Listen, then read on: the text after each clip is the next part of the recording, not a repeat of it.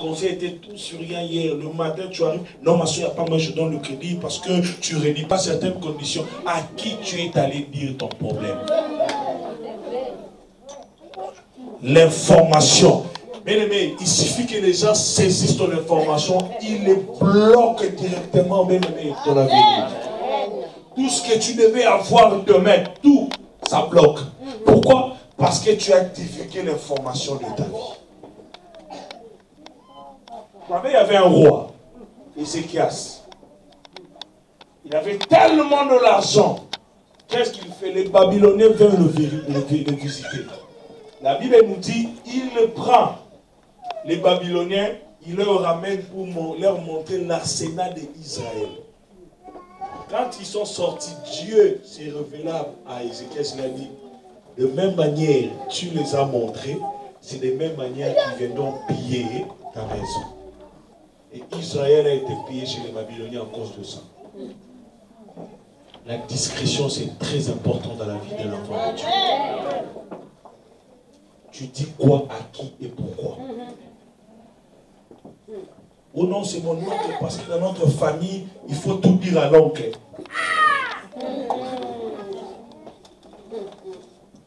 Maintenant, cet oncle-là, il dit tout à qui?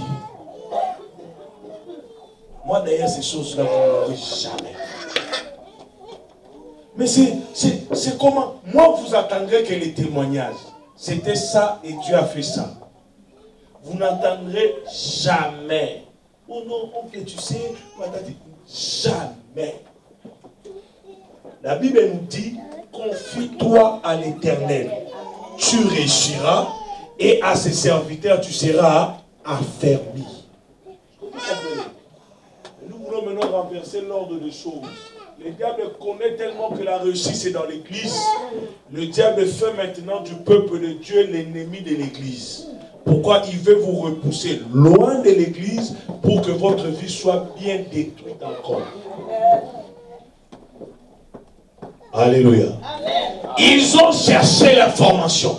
Quand ils ont eu l'information, ils ont dit, oh, fais sortir ton fils et nous allons le tuer.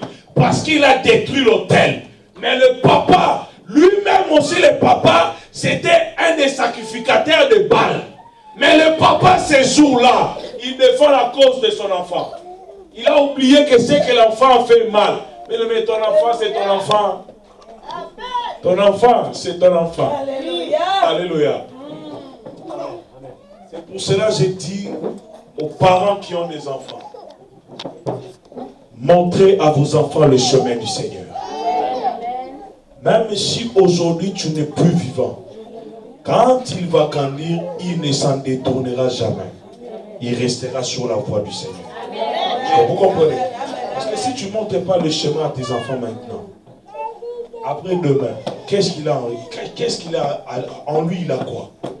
Vous savez, la parole c'est comme une sémence. Même si ça ne produit pas aujourd'hui, ça produirait demain. Toi tu pars à l'église, tu laisses les enfants.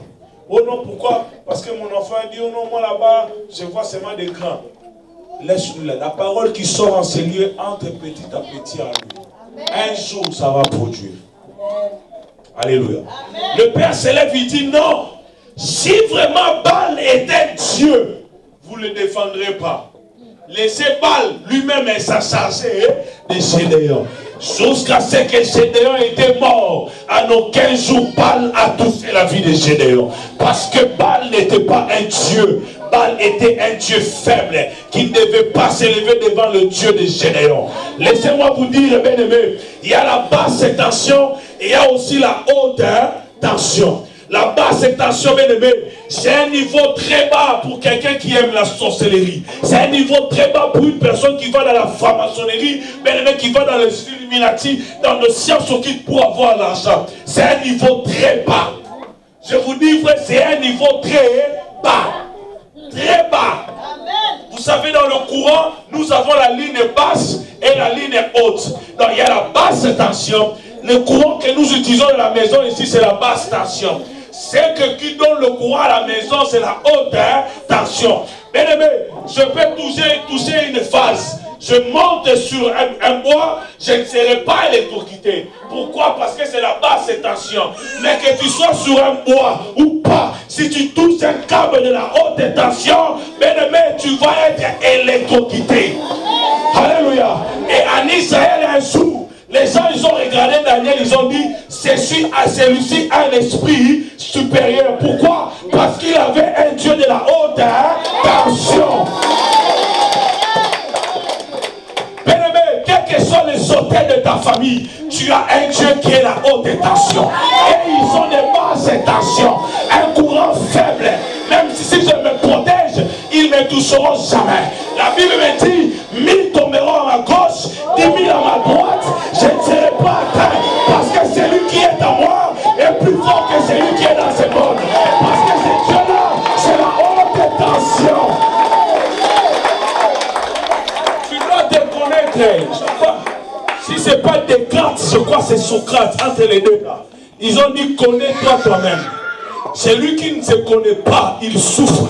Mais si tu connais de quoi tu es capable, aucune chose, bien-aimé, ne peut te faire peur. Aucune. Moi, je le dis et je le souligne partout où je passe. Je suis né dans une famille où la sorcellerie n'est pas cachée. C'est pas quand on te dit, oh, dans ta famille, il y a la sorcellerie, tu dis, non, pas dans ma famille. Moi, dans ma famille, il y a la sorcellerie. Même quand j'ai épousé ma femme, je m'excuse, j'ai dit à ma femme, tu dois être une femme de prière. Sinon, c'est toi qui vas partir, moi je resterai.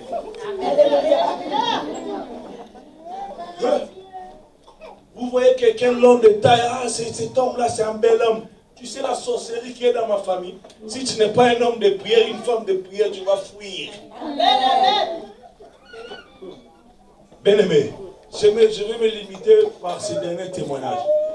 Moi, je parle bien, ma tante, mon oncle, tout ce que je sais, ce n'est pas eux, mais c'est l'esprit qui est en eux. Bien-aimé, on ne combat pas les tantes, on ne combat pas les oncles. Non, non, non, non, non, non, non.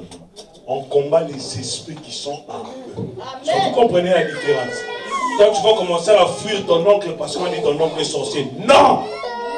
Il faut chasser l'esprit qui est sur ton oncle. Parce que même Pierre, j'ai dit bien Pierre, Jésus l'avait dit, c'est sur toi que je bâtirai mon église. C'est toi qui as la clé. Mais le même Pierre, Jésus le dit, arrière de moi. Est-ce que vous comprenez? C'est pas que Pierre est Satan, mais c'est l'esprit qui avait animé Pierre. Les hommes se sont rassemblés, papa.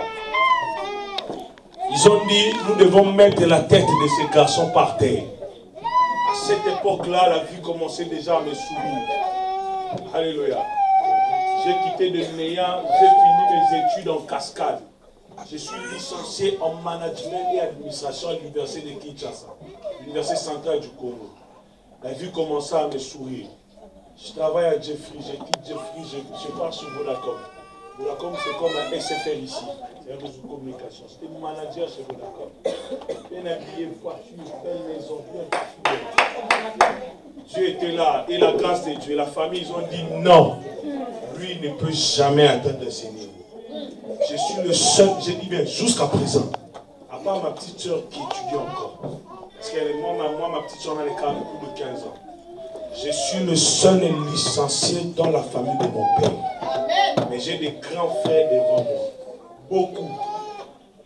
Et ils ont dit non, lui, jamais il peut atteindre ce niveau-là. Mes oncles se sont rassemblés. Ils ont dit on doit mettre ma tête par terre. Ils avaient ma photo.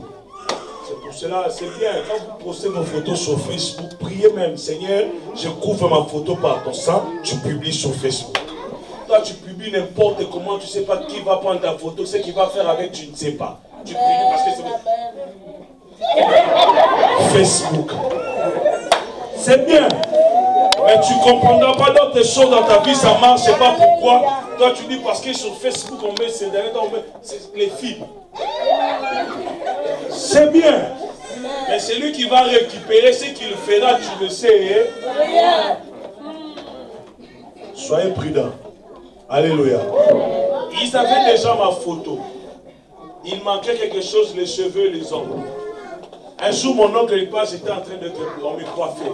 Ce qu'il est venu faire, Il ne venait jamais nous rendre visite, mais c'était une mission.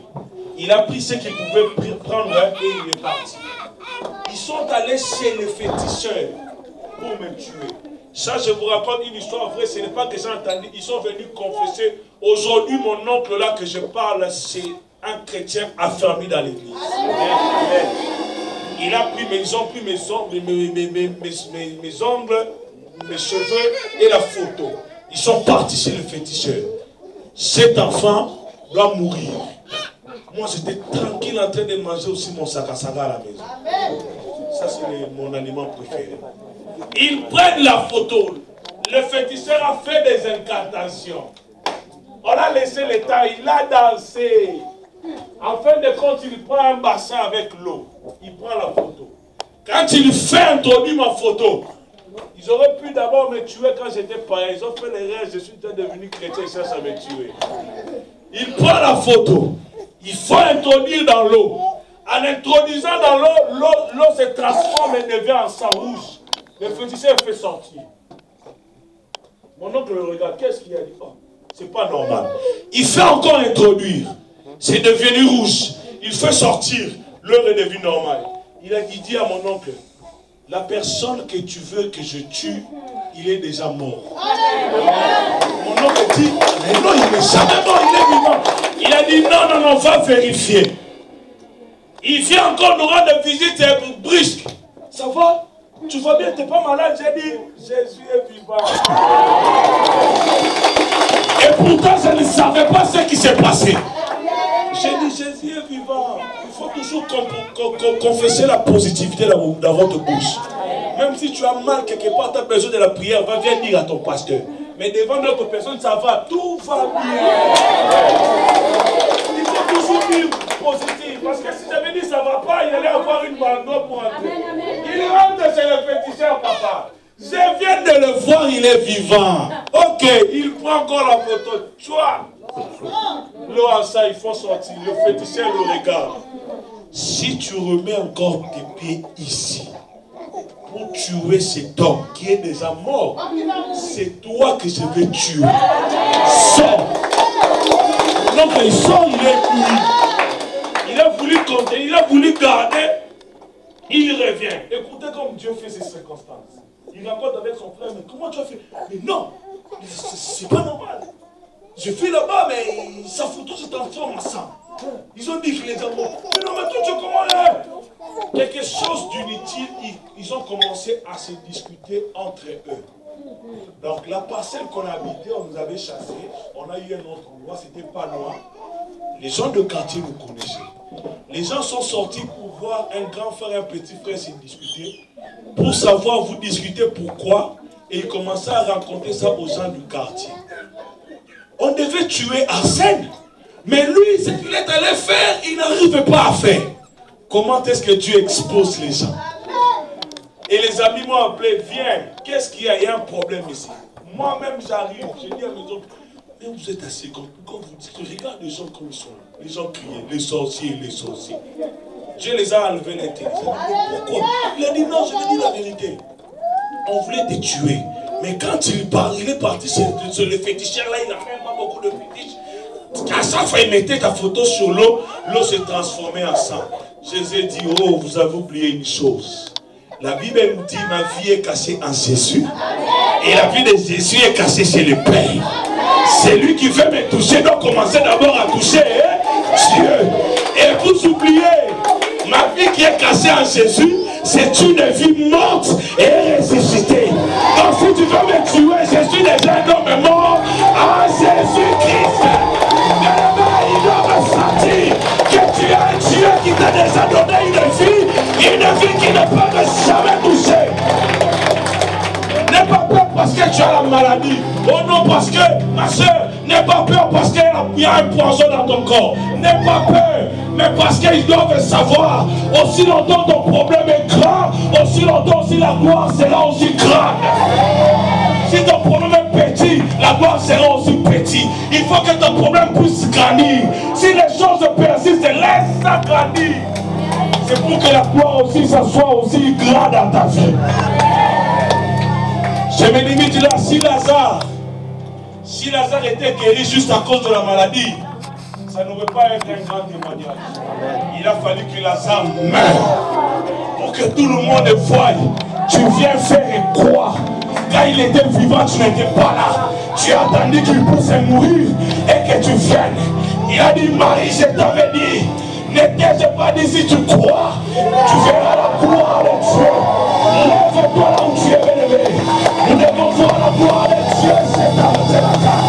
Nous devons voir la gloire de Dieu. Quelle que soit la grandeur de ton problème, notre Dieu n'a jamais changé.